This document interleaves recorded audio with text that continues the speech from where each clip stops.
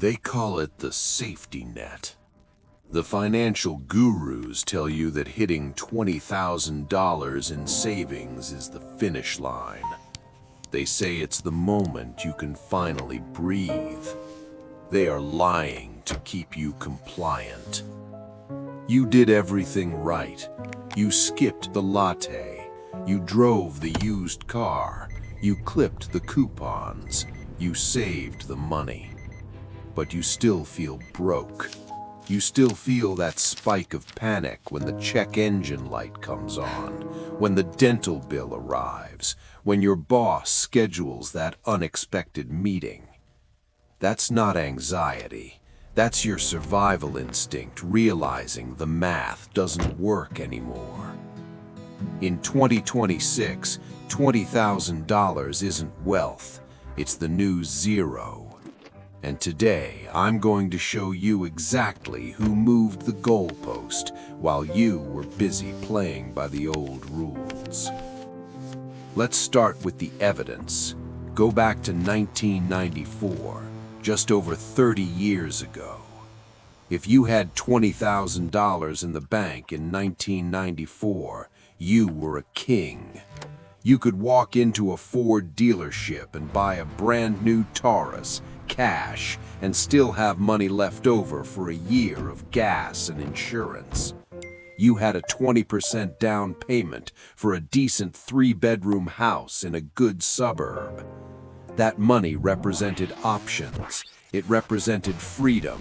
It represented the ability to say no to a bad job, a bad lease, a bad deal. Now, bring that same stack of cash to 2026. What does it buy you? It buys you a used Honda Civic with 150,000 miles on it and a transmission that makes a noise the mechanic can't quite explain, but assures you is probably fine. It covers maybe 4 months of rent in a mid-tier city you don't even like. The number on your screen is the same. 2, 0, 0, 0, 0. But the value has been liquidated, vaporized, stolen in slow motion. The government calls this 2% annual inflation. I call it a generational theft. The dollar didn't just shrink, it died. And you are carrying its corpse in your wallet, pretending it still has a pulse. But let's go deeper, because it's not just about purchasing power, it's about what an emergency costs now. The old personal finance rulebook told you to save $1,000 for a rainy day. That advice is now dangerous malpractice that will destroy you. In the 90s, a car was a machine. You could fix it with a wrench. Today, your car is a rolling computer. You tap a parking barrier, and suddenly you're looking at $3,000 in repairs. A medical emergency? Let's say you crack a molar. A single root canal will run you $2,000. And that's if you have insurance. Without insurance, double it. Your $20,000 isn't a war chest.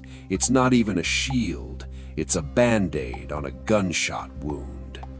So let me ask you something.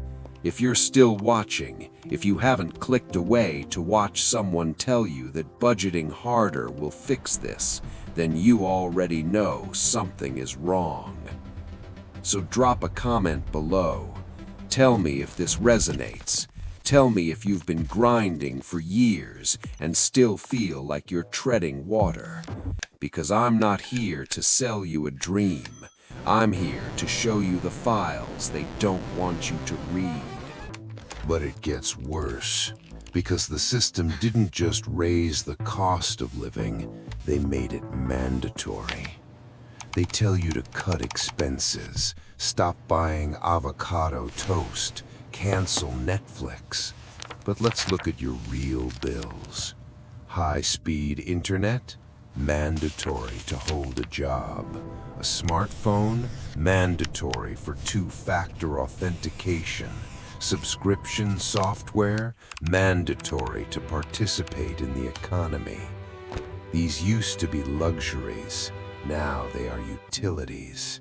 So when you save $20,000, you feel proud, but deep down you know the truth. That money isn't yours. It belongs to Verizon, to your landlord, to the insurance company. You're just holding it for them until they come to collect. And here's the final insult, the one that makes me want to put my fist through a wall. You put your money in a high-yield savings account paying 4%, you think you're winning. Wrong. Real inflation, food, energy, housing, is running at 8%. Do the math. You are losing 4% of your purchasing power every single year just by saving money. Saving money is an act of rebellion, and they are taxing you for it. So where does that leave you? If you have $20,000, congratulations, you aren't middle class, you are pre-poor. You have a parachute, but it's full of holes. The new zero is $100,000. That is the bare minimum for actual autonomy in 2026. It's a hard number to swallow, but acknowledging the trap is the first step to escaping it. Now, you need to understand why you don't own the roof over your head, even if you paid that down payment. Subscribe to the channel right now. Join the investigation, because what I'm about to show you in the next file will change how you see property ownership forever. I'll see you in the next video. Class dismissed.